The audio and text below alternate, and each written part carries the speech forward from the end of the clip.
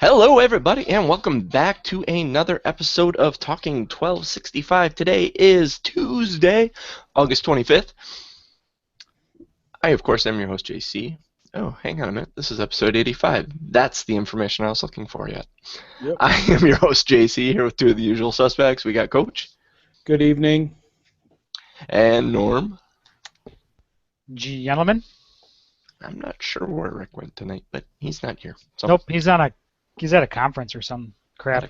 Oh, yeah, that's right. He's in Chicago. He's spying. He's got work to do. Yeah, he's kneecapping. Well, we don't need him to kneecap anyone. no. They kneecap themselves down there. He's probably catering to the Bears right now, so they stay healthy, so that we can beat them. They don't get anybody good in. Actually, have a decent game when we play them for once. Mm-hmm. Oh, so coming up on this episode, we are going to review the Pittsburgh Steelers game and the trauma that was. Preview the Philly game this Saturday, and of course, we'll get Coach's Corner and Norm's bold prediction. So, let's go.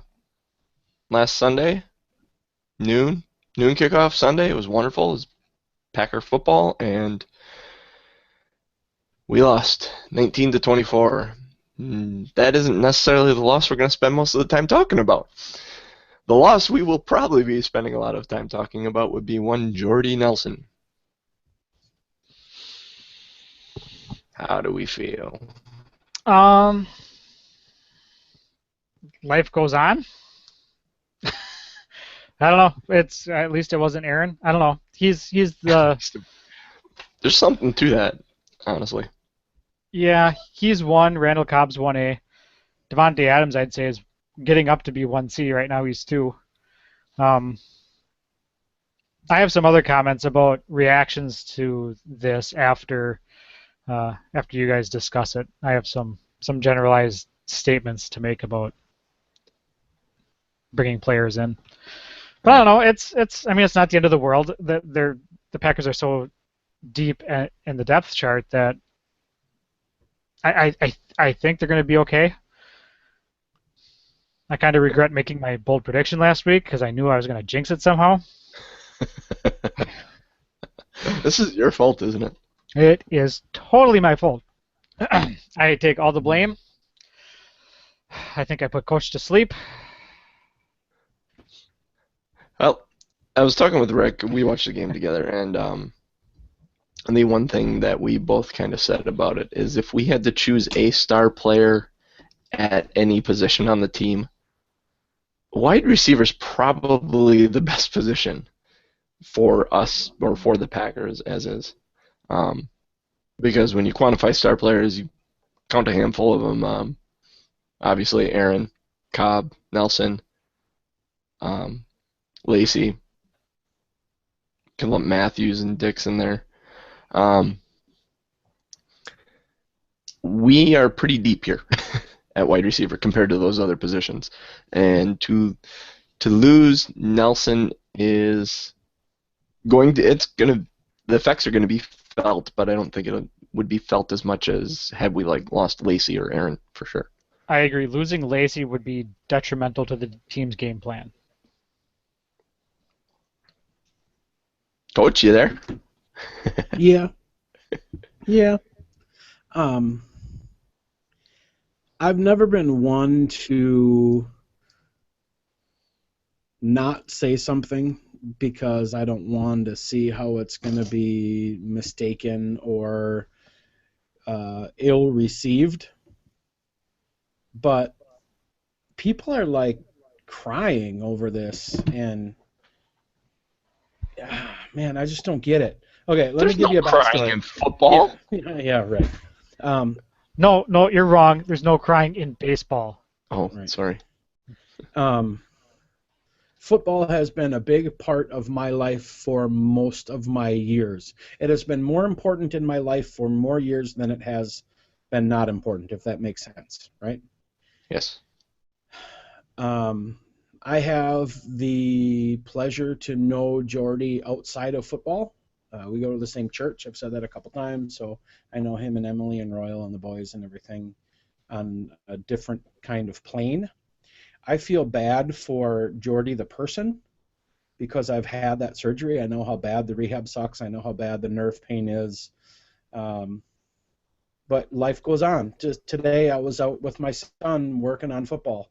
And I'm 2 years post-surgery, and I was running and jumping and doing everything. And like I said on my tweet, I am far from athletic, right? So life goes on. It's a minor road. It's a minor bump in the road of Jordy Nelson and his family. When you look at it from a football perspective, we have to remember that this is just a game. This is a child's game that people play for entertainment. We as fans are stupid enough to pay hundreds of dollars to watch grown men play a child's game for entertainment. So that's why they get paid that much. We go so people advertise. We go and beer companies can charge $9.25 for a bottle of beer because we go. The fans are the ones that make the game, right? If there's no fans, there's no game. So looking at it from a football perspective, it's like the game Kerplunk.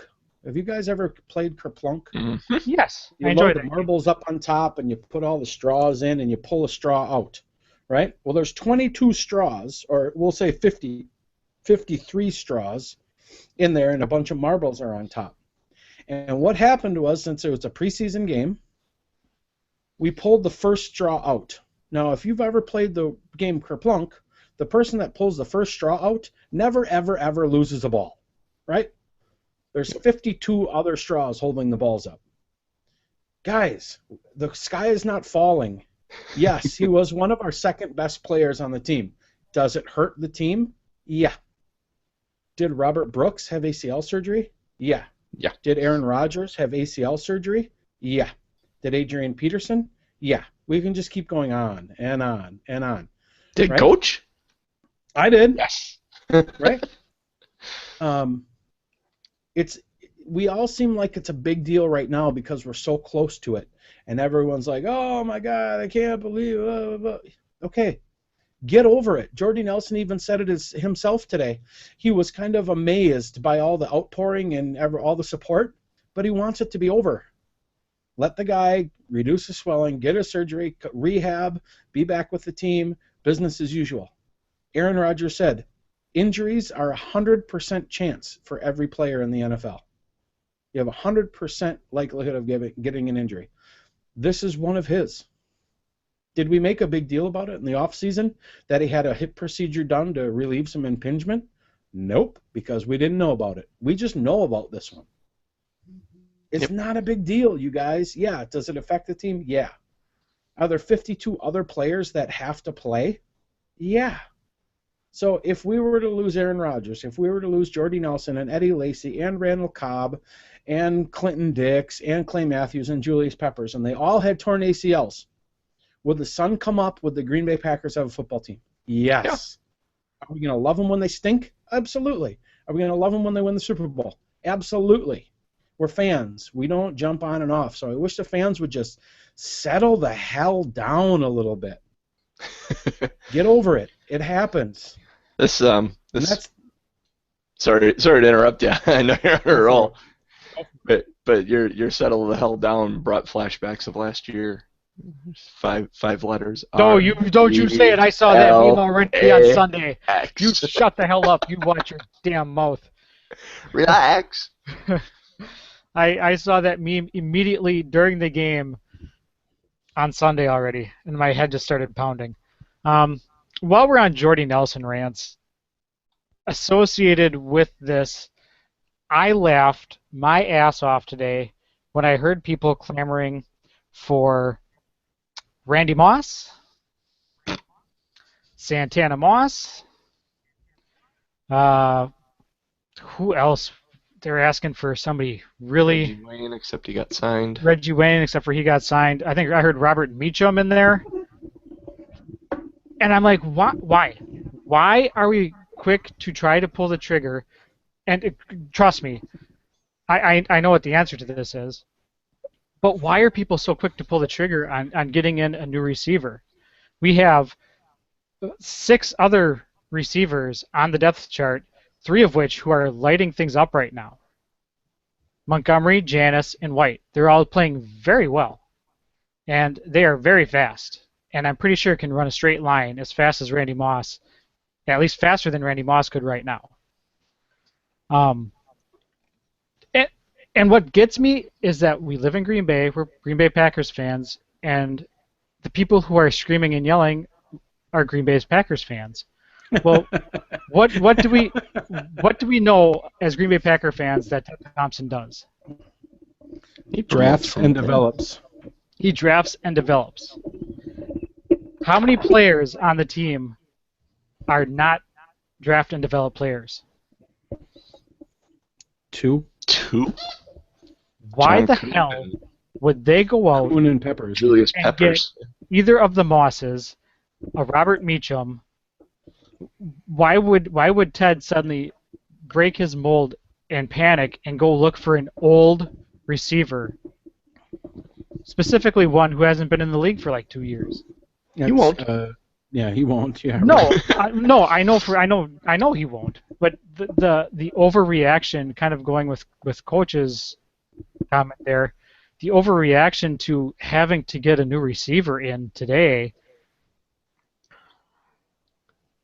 is shocking, but isn't shocking. It is. I think such a stupid, maybe not stupid statement. No, that's the right word. But it's a very stupid statement. Trust in what the Packers have drafted. Like we're gonna suddenly bounce over Montgomery, Janis, and White, who have had really good preseasons and played well last year, to get some guy who doesn't know the playbook. No, that's not going to happen. It's No, just it not won't. going to happen. That was my crazy pet peeve today, and there's yesterday, honestly. there is a certain there's a couple of things that are factoring into this. Obviously, the couch GMs, the guys that sit on the couch and think they know all the moves that a GM should make, and thus their loudmouth talk about it. There's a certain amount of history that I think a lot of people think back to when Robert Brooks went down, and we brought in Andre Rison, and there's a lot of history and memories that go along with like that first touchdown pass in Super Bowl 31, things like that people I think think you're about. right. And I think there might be some of that at play too, where it's just like, oh, we need that guy because we had Andre Rison step in and he was amazing. And No, it it's wasn't. not necessarily He wasn't that thing that, amazing. in the Super Bowl he was, okay? No. He was I know serviceable. you're saying people think he was amazing. Yes. I think the perception is different because of what happened early in the Super Bowl. Yes. Right? I heard a great saying. Think about your first car, think about your first girlfriend. You don't remember all the bad stuff, you only remember the good stuff. My first Right? car was a 1979 Ford Pinto that lasted 2 Yeah, I weeks. remember that. That was actually pretty cool. It was actually a really cool car. In most cases, right? Yep. So people don't remember all the bad stuff. We can beat this one to death, but it's not going to happen. Not when we have this deep of a crew. If we had Randall Cobb and Miles White and someone else that I don't know, right? Or like Tory Gurley and Kevin Dorsey and somebody else, practice squad guys.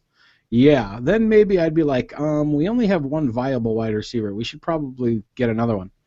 Everyone's talking about Randy Moss. Oh, he's good. He's serviceable. He can win the jump ball, blah, blah, blah, blah, blah. You don't think Davante Adams can do that? Maybe he's not 6'5" like Randy Moss is, but he's 10 years younger. He knows the system, and he is on the upswing, not your Pinto with one flat tire. Yeah. Right? Exactly. So, yeah. People, stop with the... Randy Moss to a Pinto with a flat tire. Yes. Well, now, Randy Moss now, yeah. Yeah, exactly. So, yeah, Jordy's going to be okay. All right. We'll get him back next Moving year. on. Yeah. Let's look a little bit at this offense that we're going to have now. Where do we start? first drive went perfect. I mean, like Yeah. glowingly, like right down the field into the end zone, and kind of feel it was all downhill from there. Yeah, yeah, pretty much. A lot different than last week, where instead of getting better as the game went on, we kind of slowly got worse. Yeah. Yeah, it was a very underwhelming feeling this weekend. It was It very. really was. That's a there good were some- term. There were some bright spots. I appreciated Randall's play, and we'll get to that. I appreciated Gunter's play, and we'll get to that. But it was just very. Like I told JC before we started, I'm glad I turned it off. 5 minutes into the fourth quarter, I was just at that point. I was like, I had seen enough. It's. Yeah. I don't know. It's preseason. It is preseason, but it's still football, and I'm looking for a reason over the past couple years. I've been watching preseason football for a reason for this, and I just couldn't bring myself to keep doing it. I turned it off and started playing PlayStation. Yeah. Eddie Lacy had 6 rushes for 30 yards, an average of 5, which is, I'll take that any day. I'll take that all day. And, Yeah, and not just that'll be perfectly fine. Yeah. And that's other than that, the running backs were Starks in there for 0.3 yards per carry. Yeah. Like I said, could have lost Lacy, and that would have been a bit more devastating to the figures. Wide receivers, Randall Cobb, 1 for 30. It's hard to get a beat on it. I mean, it's preseason. We'll get more this coming week, the third game, the preseason. But overall, the first team looked effective, and the second team looked like the second team. Yep. Looking at the defensive side of the ball, Norm, you had some highlights you wanted to talk about. Oh, I have a new man crush. Uh-oh. Man Gunter. Crush 2015. Gunter is my man crush for the year. I enjoy watching him play, even on a crappy preseason football game. He was enjoyable. He was around the ball. He was hitting people. He was making plays. He plays like he wants to be there. He plays like he should be starting. If he plays like that all 4 preseason games, I could make the argument that he needs to start in front of other people I've seen play. Yeah. I really am not going to say anything. You're it. I mean, that's it. He plays like he wants a roster spot, and he doesn't make very many mistakes. There's not a lot of communication errors with him. Mm-hmm. Seems like he's always making a play on the ball. There's not much more you can say. Yeah. Demarius Randall. At this point, yep, I was just going to say I would be happy with the Randall, First Rollins, interception. Gunter, Hyde, Clinton Dix, rotation. I would be okay with that right now. I've seen good things out of every single one of those players. Randall, in his first game as a Packer, has an interception. He gave up a horrible touchdown, it looked like. Yeah. But he had a great interception. He fought for the ball. I think that's going to be growing pains because he did miss so much. But you thinking Casey Hayward's on the outside looking in on the group? Right now, yeah.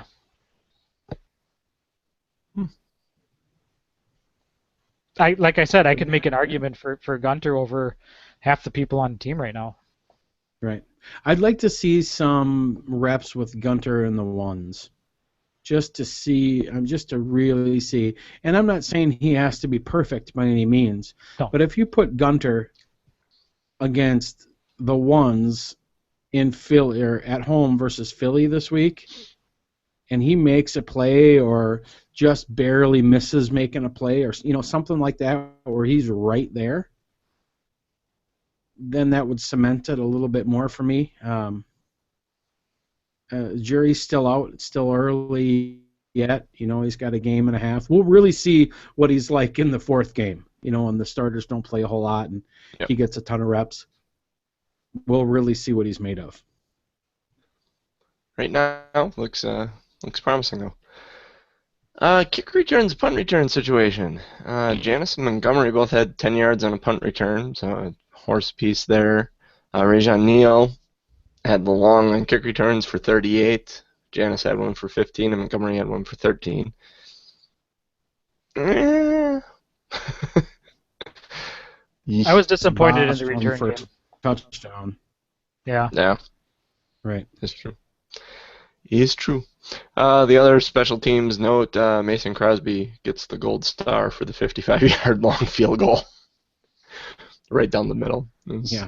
It's reassuring, to say the least. Is there any other thoughts heading out of this preseason loss? Yeah, I'm disappointed Yeah, we just a talked couple more of- about the yeah. special teams than we did the offense.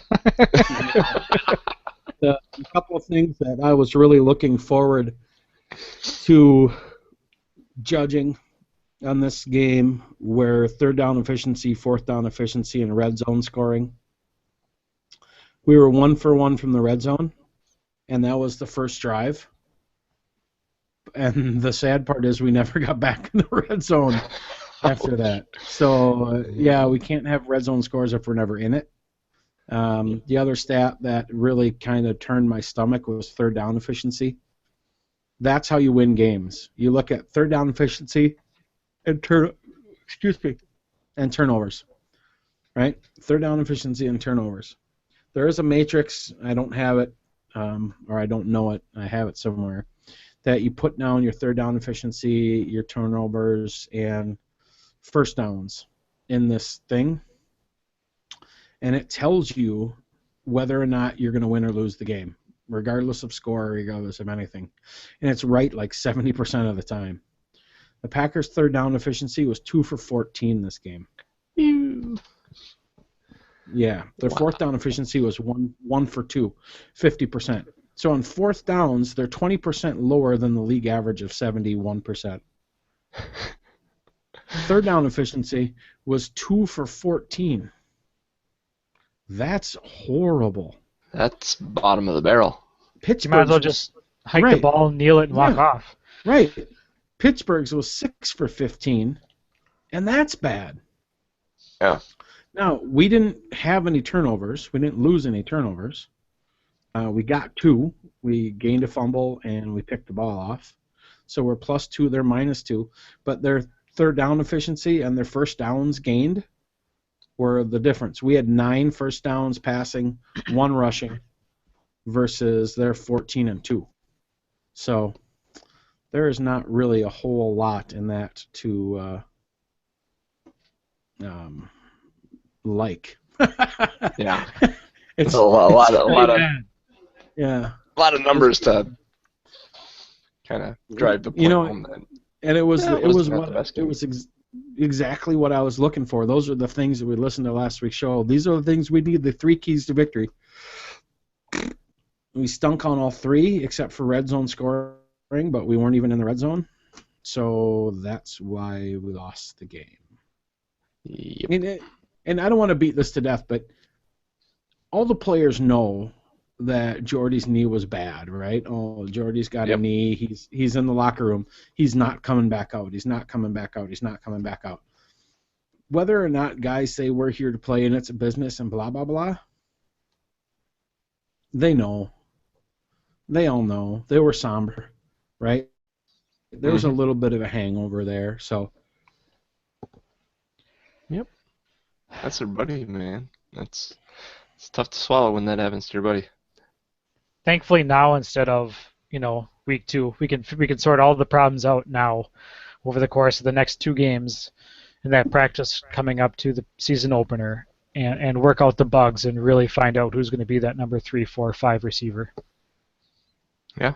Right. It would be interesting. Montgomery lined up with the ones today, so that position's open. That number 2 now is open. Obviously, Cobb is the number 1. Coach, did you have a play or anything to talk about or break down for us? I did, but I'm horribly ill-prepared because I was at football practice before I got here. That is fair enough. We can We can hold off if you want to hold off. Yeah, I have it. I just don't have it diagrammed, but it was the red zone touchdown by Eddie Lacy on the first drive where he literally, the Red Seas parted and he walked into the end zone, and that is going to be a huge highlight on the tough SOB Josh Sitton on the offensive line. He absolutely slobber knocked his defensive lineman into the end zone and was almost single-handedly responsible for that touchdown. So we will draw that all up and go into detail with that next week. All right. Sounds good. We'll take a break here and be back with a preview of the Eagles at Packers and a little bit of division talk, a question from Superfan Ryan Long, and, of course, Norm's bold prediction in a few. And we're back. All right, let's look at a preview of this Eagles-Packers game at 7 p.m. on Saturday. Back to normal preseason game time coverage stuff. The infamous third preseason game where we're going to see the starters probably most of the first half and a series or two in the second half.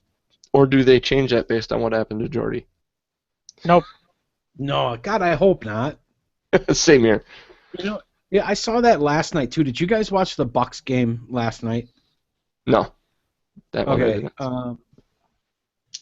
Jameis Winston quite possibly could be the real deal. The guy's Really? got a rocket. It looks like he's figured the offense out.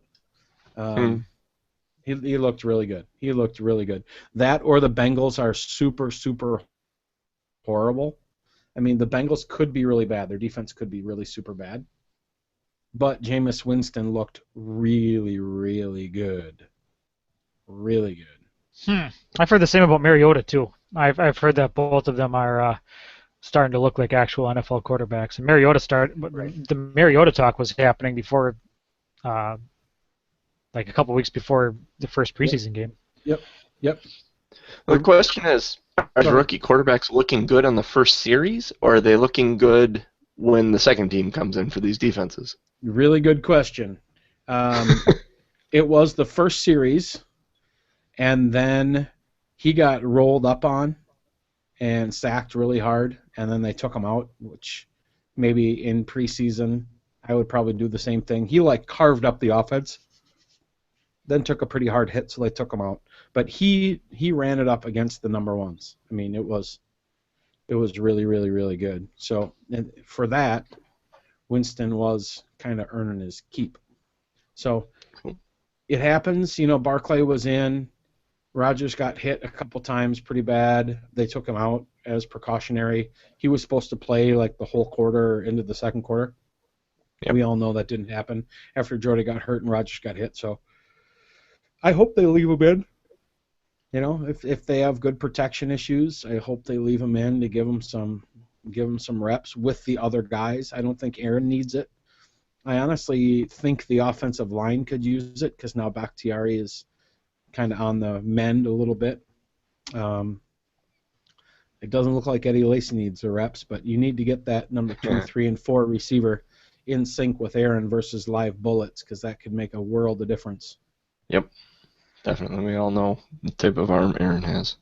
So I feel nervous, not having players play, just because I want them to be keeping that Conditioned. rhythm up. I want to keep them consistent. I would.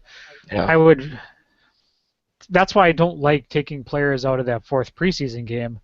You're sitting the entire offense because then you go back into that first actual regular season game, not necessarily rusty, but out of maybe not in the rhythm that you would have been if you would have been playing week in, week out. it's Right. true. And it's kind of true, I guess. I mean, they're no rustier than coming off a bye week rusty, theoretically. It's just early on in the season, so it's more mentally rusty than physically rusty, in my opinion. It's just an opinion, though. Yeah. Being all the times that I played, I look at some of my semi-pro experience where you're playing with high-level college and professional athletes, that are retired or looking to go pro or whatever. There was one time where we had like a stretch of 6 or 7 games every weekend without a bye week. Then we hit the playoffs and we had a bye week. And it was better for me to have that week off, being a starter. Yeah, you have your timing down, everything's good. You know, these guys are practicing every day or they're being together. Now they've had 3 games in a row, 3 weeks. They're going to have their 4th game. They're still practicing. And then that one night, they don't have a game. That 4th week, they don't have a game. They can relax. They can regather everything. It really reinforces the fact that next week counts to me. I don't mind them not playing at all. You know, whether you're going to not play them or give them one series, I would rather not play the guy. Because if he knows he's only going to be in for one series, they're either going to be like, one series, let's just get out of here healthy, versus, yep, you're going to be in and you got to play to win because you don't want to play to not get hurt because that's how you get hurt. So yeah. I like the idea of giving them a week break, just purely for the fact to kind of let them relax a little bit. All right. So, Eagles coming to Lambeau Field. What are we looking for in this game? No more LaShawn McCoy. No LaShawn McCoy.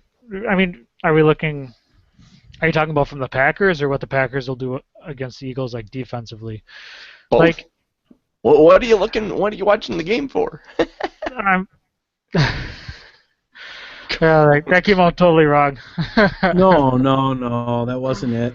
No, I'm just thinking about what's going to happen. Yeah. No, I'm just thinking about what's going to happen when we play the Eagles. Yeah, no, my question Murray. came out of my mouth wrong. Yeah.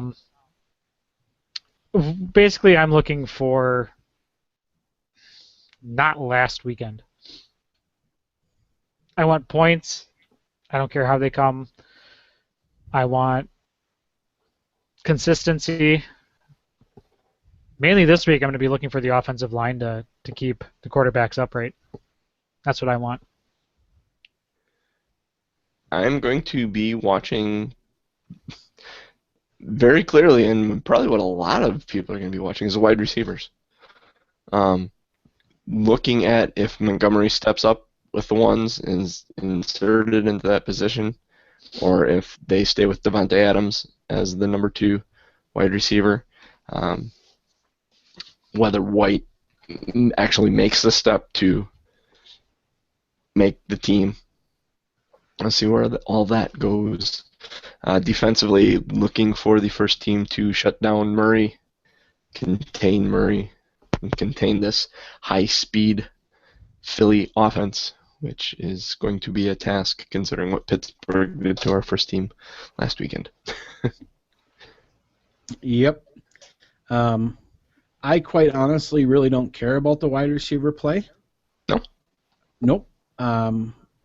I've seen enough. I've seen Miles White get open. I've seen Janis get open. I've seen Montgomery get open. They've all caught balls in the preseason. I've seen Adams catch some great stuff. There was some talk today about Cobb laying on his back, taking passes from the jugs gun one-handed. My son's a wide receiver, and we actually tried that drill today after his practice. We do our own wide receiver practice, and he said that's the hardest thing he's ever done. Lay flat on your back with your arms above your head and have someone throw the ball at your head and catch it one-handed. Oof. Ridiculous, right? I'm looking for something totally different. That playoff game versus the 49ers where Colin Kaepernick ran the read option and absolutely torched us sticks with me. It sticks with me as a coach. It sticks with me as a player. I'm looking for outside linebackers keeping the edge and not selling out versus the read option. There's one thing for you guys to watch, if you remember this. On most read option plays, the quarterback will stare at the defensive end while he fake gives the ball to the running back that's coming into the line. So if the defensive end comes down to tackle the running back, he should pull the ball out and run with it. If the defensive end comes at the quarterback, he gives the ball to the running back, right? And then the running back replaces the defensive end, ran right where he was. Now, in Chip Kelly's offensive system, which I know intimately, I ran it for a year, there's always a bubble screen to the side of the quarterback where he's looking to that same side. So if you run a 2 wide receiver system with a guy in the slot, that slot guy will either bubble out or the X receiver will bubble under. If we can have our slot corner or our nickel corner and our defensive outside linebacker play in concert, where the outside linebacker is going to be read by the quarterback, or if he slow plays everything and kind of plays them both ways, and that nickel corner doesn't get blocked by the cracking down wide receiver, we can blow this read option bubble scheme up. So those are the things that I'm looking at. The wide receivers are going to sort itself out. The offensive line is going to sort itself out because we just don't have a million options there. You know, I trust the guys to give us the best players available. So look at some of the minutia stuff. Pick one position, record the game, pick one position, watch the game over, and just watch that position. You'll see when they make mistakes, and you'll see when they make great plays. It's just kind of the little things versus a Chip Kelly offense you have to do right, or else they turn into big plays. Excellent. Cool. Well said. Something to watch for that isn't so basic. All right, moving on. We have a question from superfan Ryan Long. Norm, hit us up. I don't have it in front of me. I'm not looking at show notes. Basically, the question is, we fired the offensive or the special teams coordinator last year and hired his assistant. What is going to be different in special teams this year? Why the hell did they do that? Did your boss ever get fired ahead of you? Did you step in and keep things the same? Is there something you'd change about the way your boss What a good question. That was is a good way to your... phrase that. I mean, everybody has a boss that annoys them in one way or another. And it's in those spots, and we don't know what they are because we don't know these two individuals. So you can watch for it. I'm sure there will be something. You might not even see it. You might not even see it. It may be the way he treats the players. It may be the way he calls the plays. It may be the intricacy of where he has them line up. Something he sees that's move a lineman a foot to the left, a foot to the right, play up a yard or back a yard. Just something that he's watched for however many years and gone, oh, criminy, I've told him this, and he's not doing it, he's not doing it. Well, now's your time to shine. Now's your time to prove that you actually knew the things that were annoying you were the right things to do. So, Yep. There's your answer. Very well said. Just like when any person starts any new career, the person that hires them believes in them and thinks they have the tools to get the job done as equally or as good as their predecessor. So we have to trust the coaching staff that Ron Zook knows his stuff. Sean Apps watches and listens to the show. He's a good buddy, coach friend of mine, and he called me out and he said, "Hey, dumbass, Zook coached for Florida too," and I told him I really don't care because I hate the Gators, but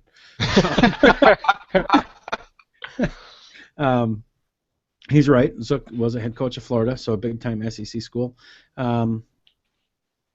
You would hope that these guys make their position coach their craft, right? You look at Jim Tomsula from the Niners, right? He was a position coach. He was a defensive line coach. Now he's the head coach. Well, apparently someone believes he has the right information and knowledge to lead the team. Or he's willing to gain it. And I think that's the big thing for Zook. if he sees something he likes and it takes a different body type of player in a different situation, or he changes the scheme and he changes kind of the overall feel of the special teams, you can run the same plays the exact same way with different pieces and get a different result. So he's kind of, digging through that Lego barrel trying to build the house, and some Legos fit and some don't. We have to make sure he gets the Legos that fit and puts them in the right spot to make sure the end result is a nice house. So it just like in any coaching position, it's a wait and see. We hired Mike Holmgren. Remember when we hired Mike Holmgren? Yep. Mike who? We Mr. hired California. Mike who? Mike who? Right. And then we hired Mike Sherman, and it was like, who? Right. Who's Mike Sherman? Ed Donatel was our defensive coordinator for a bunch of years. Who the hell was Mike McCarthy? Right. Who was Mike Oh, McCarthy? he was that quarterback coach from way back when, wasn't he? Yeah. Can you believe that goofy quarterbacks coach from Green Bay, John Gruden, actually got a head coaching job? Oh, he's a Super Bowl champion. Yeah. Right? So you gotta give them enough leash to prove themselves, and you gotta have a quick hook if they really don't know what they're doing. You can BS owners. You can BS administrative types. You can't BS players. You either know your stuff or you don't know your stuff. And it's pretty easy if you see a coach that doesn't know their stuff. They stick out pretty well. And I think Slocum was a guy that maybe he's just better suited for a different position. I think he's probably a very competent coach. He's probably likable. The guys play for him. I just don't think special teams was really his forte. Ultimately, what it comes down to is there's a man in charge of running this team. His name is Ted Thompson, and as we've said several times before, in Ted we trust. Norm, you got a bold prediction to get us out of here tonight. Yes, sir, I do. Okay, it's not about an individual Packer player, is it? How about a group of them? Oh, God. We're going to lose half our team here. I know I thought about that, but certainly every prediction I make that has Packer players in it, they can't all go south, right? Don't say that. Knock on wood. We're doing all the sports fanatic. Hey guys, this is going to way cross the line. Uh-oh. I do not mean to be insensitive with this, but things have happened. You remember the movie We Are Marshall? Oh, God. I mean, yeah. The whole team did die in a plane crash. So, I mean, just tread lightly. I'm not being insensitive. It was a horrible thing that happened. I couldn't imagine being anywhere close to that. The humanity of it is extremely painful with young kids and coaches. But, Norm, please don't be dumb. Boy, I'm going to feel really bad tomorrow when the defense gets caught in a bus fire. Oh. You also do realize if that happens, now you're going to be investigated, right? And did you know he did take all the blame for the Jordy Nelson injury? So, like the couple of hundred people that watch this thing and listen to it, if that really does happen, you and your lovely bride need to go to like Bermuda and disappear. Or road trip, time for vacation. There's a or you're triangle. going to disappear. Go find Elvis and Tupac. I'll be doing the podcast every week from an undisclosed location. I'll find myself a little bunker. Let's see, where's the last place anybody will find me? Chicago. I was going to say Soldier Field. Yeah, exactly. Nobody will ever look in the end zone there. Yeah. Did you guys hear about that report that they called in the Secret Service because they found a white substance on the field during practice? This is old. Yeah. Anyways. All right, bold prediction. Bold prediction. Like I said earlier, I am very high on the nice new shiny defensive backs and defensive players that we have. I'm going with Randall, Gunter,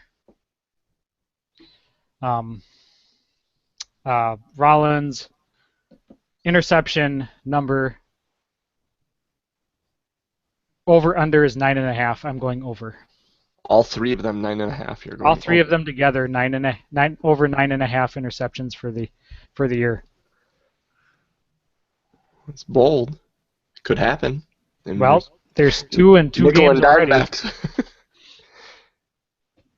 Are you counting the preseason? No, I'm not counting the preseason, but what I've seen in the preseason has proven to me that they can get to the ball.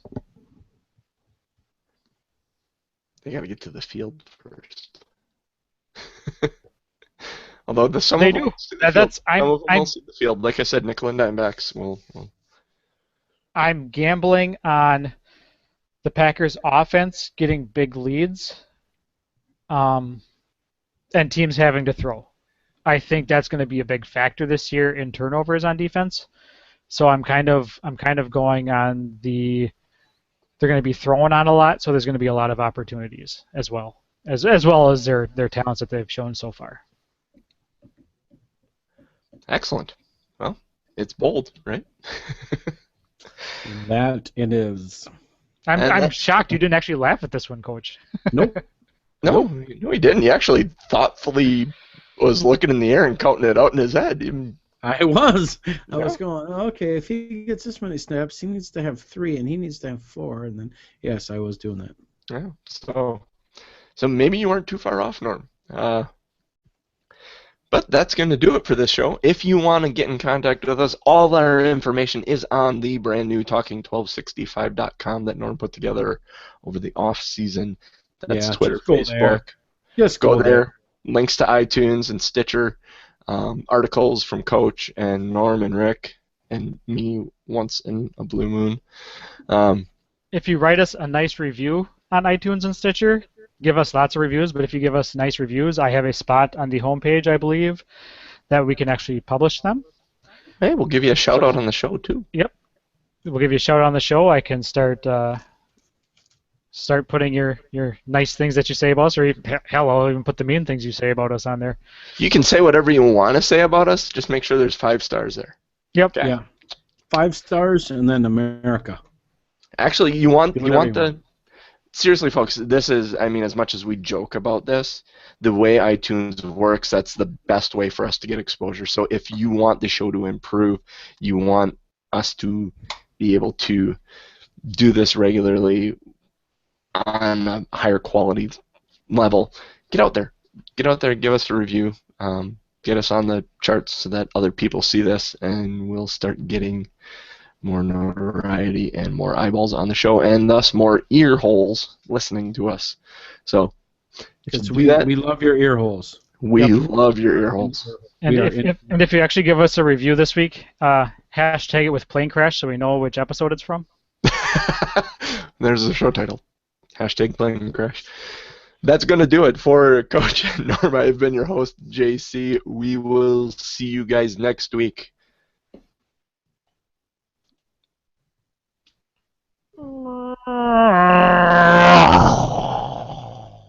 Where do they bury the survivors?